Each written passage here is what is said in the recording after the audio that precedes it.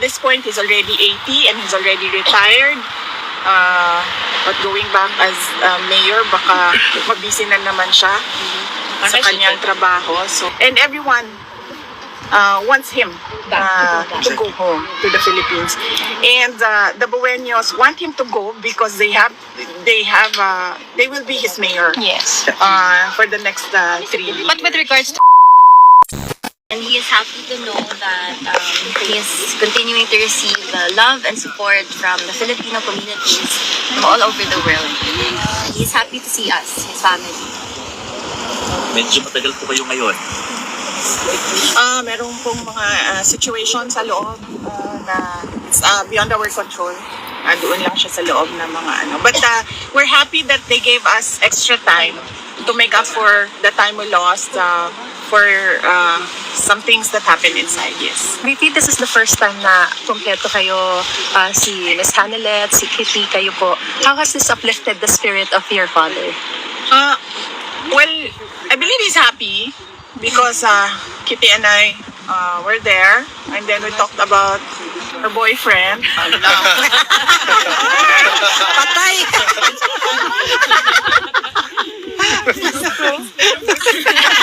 Nag-blush! Thank you. Thank you, ma'am.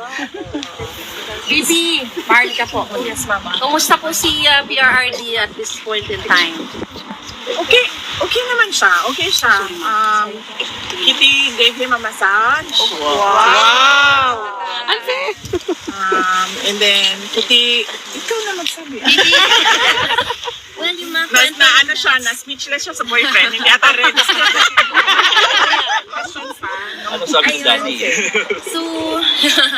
So ayun, I was updating him with the situation with our families, and is happy to hear that we are all doing well, that we are all okay, that we are continuing to pray for him. And ayun, mga positive things lang. We are telling him things that will uplift his spirit and things that will give him strength while he is inside. Nice. May advice pa siya sa'yo? Secret mo. May mga bilin About siya. boyfriend. May mga bilin siya, pero sa sunod na. Secret mo lang. VP, may balak po ba kayo mag-file ng request for hearing on procedural matters prior to the September 23 confirmation of hearing? This is something Confirmation that of charges. yes, sa legal side, you need to talk to Nicholas Kaufman. So he's the only person that can talk about what they will do with regard to matters inside the ICC. How are you, VP? Okay lang. Not a problem. I'm just waiting for one more document and then tapos na yung trabaho ko dito. But personally, I'm okay. Are you going back to the Philippines after that? Yes, opo. Oo. Yan na lang yung inaantay, yung document na yan. Tapos, pwede na akong umuwi. Vicky, something personal. Ano po yung reflections mo, ng pamilya, since this thing happened? I'm sure in one of the moments you're thinking of something na could share. Ikaw muna. Or ako muna? Okay, ako muna. Sige. I'm happy. I think the I don't have the word right now. I only have happy, but it's the incorrect word to describe it. But blessed. I'm blessed because I gained a sister with what happened to me after the attacks, the confidential funds attacks, the impeachment, and we have a relationship now. I have a relationship with Kitty, and I'm happy now. Sabi ko nga sa kanya, I'm happy that I have a sister kasi meron akong pagagalitan. Growing up, wala akong ganun, but meron ako niyan ngayon.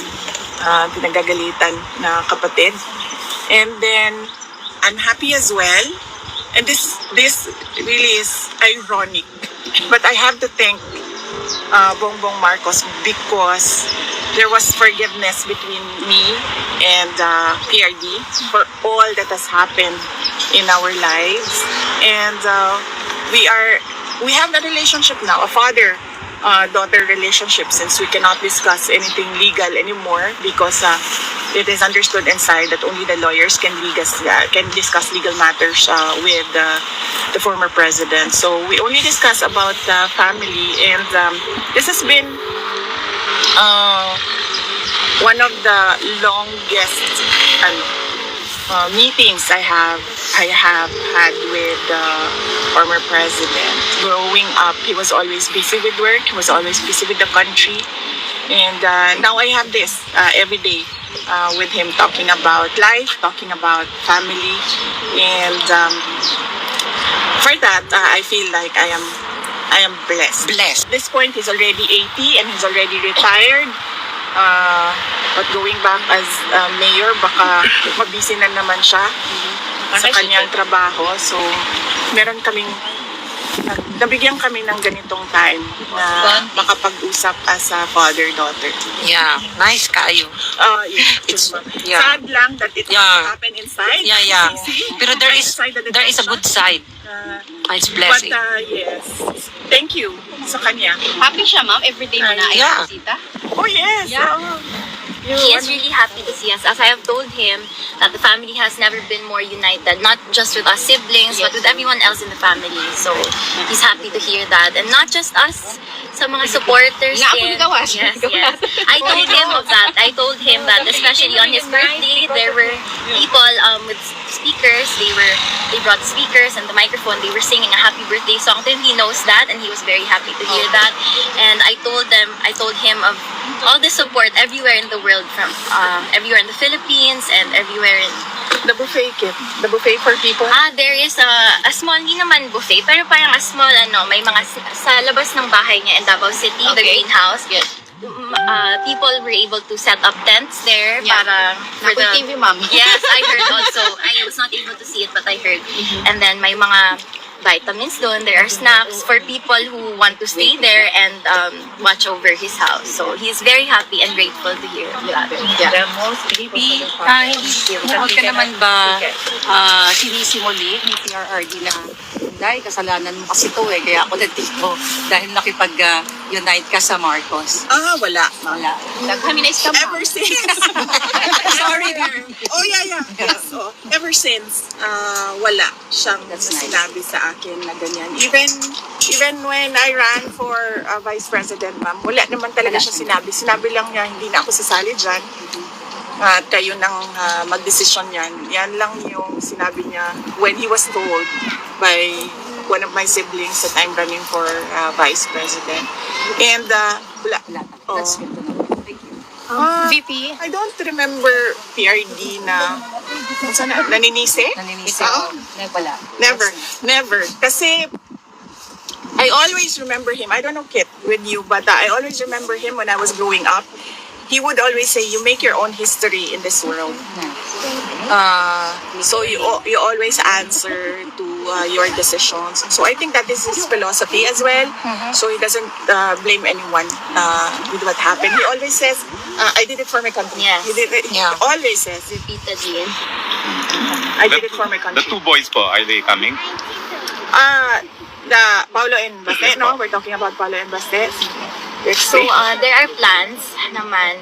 We arrange this pag-aalis yung isa, may dadating na naman na isa. So, as of now, we are arranging all the dates since most of them are busy with the Campaign. VP, pardon me. I understand this is something legal, but we just want to hear your side. Kasi po, sabi po ni Attorney Kaufman, tinatrabaho na raw po yung interim release. Meron pa po ba kayo nakikitang balakid before filing one, or how soon will you file this? At sa Pilipinas niyo po ba gustong ma-release ang, of course, may panawagan kayo na bring him home to the Philippines, to Davao City. But just for the record, we just want to hear if sa Pilipinas niyo po gusto siyang ma-release, kasi may sinasabi po yung palasyon. Let me quote, does it mean that we have to recognize that ICC has jurisdiction over the Philippines? I believe the family of the former President Duterte is asking and praying from the Supreme Court that the government should not cooperate with the ICC. So it means that if we will not cooperate with the ICC, even that prayer or even that manifestation of the ICC will not take cognizance of that regarding or relating to the request to have him released in the Philippines. With regard to the interim release, no, I do not know really, truly, honestly, I do not know what the steps are the lawyers are doing with regard to the interim release. But as I told you before, I fear for his life in the Philippines. But we follow what the client wants, what President Duterte wants, and he wants to go home. To the Philippines. Yes, and everyone wants him to go home to the Philippines, and the Buenos want him to go because they will be his mayor Yes. for the next 3 years. But with regards to what the palace said, ma'am, yung sinasabi po nila na kapag yun po yung hihilingin, does this mean that we have to recognize the ICC, that it has jurisdiction over the Philippines? Wala na nga pong jurisdiction sila. Wala naman po kami hinihingi sa palace. We did not ask for the palace for anything. So I do not know what they are talking about. Ma'am, I think the context po is kapag inirelease sa Pilipinas ang isang detainee, kailangan sumunod sa lahat ng kondisyon ng ICC, yung bansang pagdadalhan ng detainee po. And in this case, if he will be released to the Philippines, then they should follow all the conditions of the ICC. And in that case, this would mean parang nasa jurisdiction pa rin tayo ng ICC. Well, that is something that they have to think about. The administration has to think about what their next steps are. So they should not ask the family, they should not ask the Filipino people on what their next steps are with regard to the talk on the return of former President Duterte to the Philippines. Maybe when they've decided, if ever they will decide what their next steps are, if ever it is even discussed inside the halls of the palace, they can tell us what their plans are. The government intends to do with the return of President Duterte. Ma'am, on a different note, were your mother, Elizabeth Zimmerman, able to visit the former president? My mother, she doesn't want that she be talked about or discussed in interviews, so let's keep her private. Noted, ma'am. Thank you. Ma'am, how about your reaction to House prosecution's motion to Senate to compel VP Duterte to answer impeachment complaints? Sabi, legally sound daw po ito, legally sound. And Representative Zamora said may guidelines sa pag-liquidate ng confidential funds. Kung pwede man na fictitious names, dapat daw nakadeklara ang totoong pangalan in a sealed envelope bago sinasubmit sa COA. Nagawa po ba ito ng OVP and naniniwala ang House na prosecution na palalakasin daw nito yung impeachment case laban po sa inyo, ma'am? So, yun ang mga paniniwala nila. So, pagyaan na natin sila sa kanilang guni-guni. It doesn't have to be yung paniniwala nila, I think paniniwala din ng buong bayan. Paniniwala lang nila yun. So, Ilahan na naman. Ma'am, okay na mo sa weather? Naka-adapt na mo? The Netherlands. I think she's okay. Yes!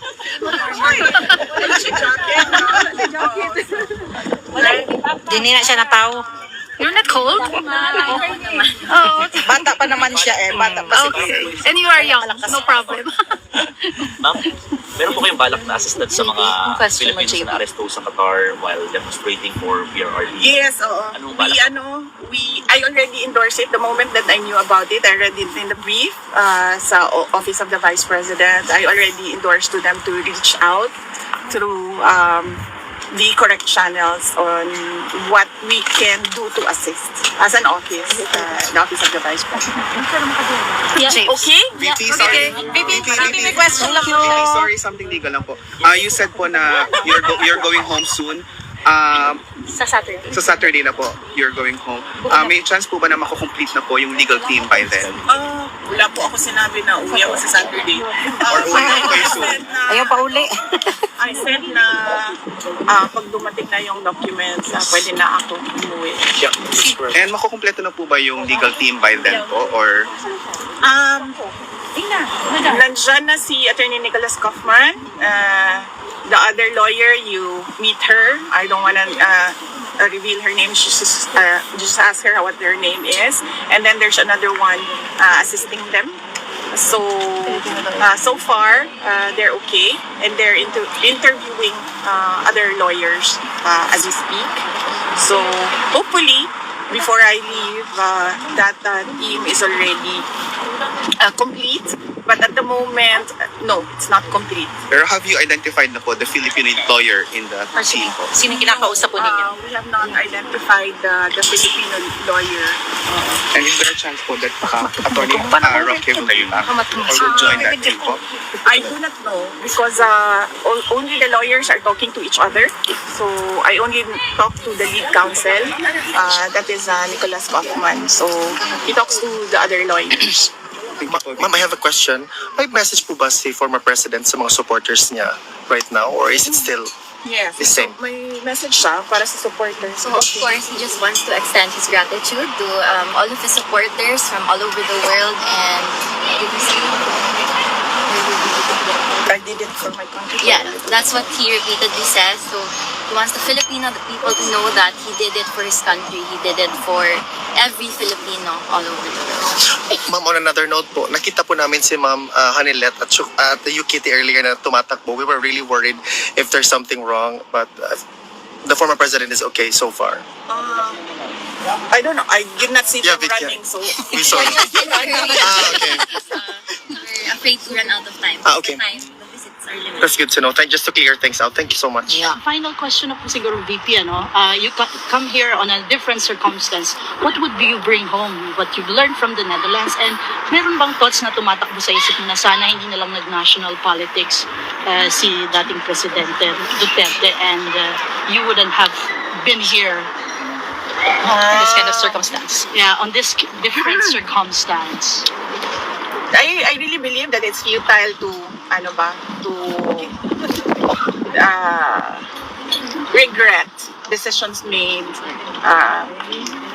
in the past, because I believe that everything happens for a reason. So whatever it is, baka tayo matumba. Relax na, relax na. Okay na, ma'am. Okay na, ma'am. Okay, relax na. Whatever it is that happened in the past, I think we should just learn from it and then move forward. So what is my takeaway for the Netherlands? Unang-una, ma'am, ang dami nilang options dito. Meron silang tram. Tram is it, no? Yes, ma'am. That's correct. Yes, meron silang tram, meron silang bus, and then meron silang train, and then they can bike, and then Meron ding they metro, can ma'am. walk. Metro And also. metro. So that's 6 options for mobility. Correct. I choose to walk dito kasi hindi ka pinagpapawisan, malamig siya, so I choose to walk. So that is my choice. But the residents, they have 6 options. In the Philippines, ma'am, just mahirapan pa yung bus, ma'am. Walang train, walang tram, walang metro, wala lahat. Mainit. So, alam mo yon. Tricycad lang, ma'am. Pag nandito ka, nakikita mo yung kawalan doon sa atin. Sa Pilipinas. Yes, tapos nako-compare mo. Yes. That's I have a question for Katie, Miss Katie, hello, Maharlika po. Ano yung greatest advice or best advice ni former President Duterte sa'yo? Like he always says, there is a time for everything. So I think he needs to tell me to take everything at my own pace, and as long as I'm doing good, as long as I'm doing no harm. And he laughed, Kit, di ba? Yeah. Na kailangan niya umuwi kasi kailangan niya takutin yung boyfriend. So another reason for him to come home. Need to, ano ang tawag niya? Pinitigilan. Kilatisin, ma'am, kilatisin. As a daughter, no, yung advice sa'yo na pwede rin matutunan ng mga batang kasing edad mo o mga Pilipinong kabataan na pwede mong i-share sa iyong mga kababayan. What advice from him? Yes. Ayun, there is a time for everything. So, growing up, I was always in a hurry. I felt like I was running out of time. My mind was all over the place.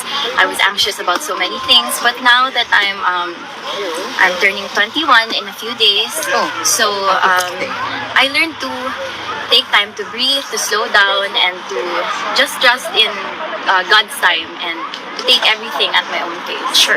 Are you gonna celebrate your birthday here, Kitty? Yes. Advance happy birthday and thank you. Thank you. Kitty, have you been to the Tulips Field? I'm not sure, ma'am, because I'm still not familiar with the places here. But we did see tulips on the way there. So if you want, I can recommend the Tulip Barn. Yes, ma'am. The Tulip Barn. So Thank you. magandang yun. Thank you. Thank you, ma'am. Thank you, VP. Thank you.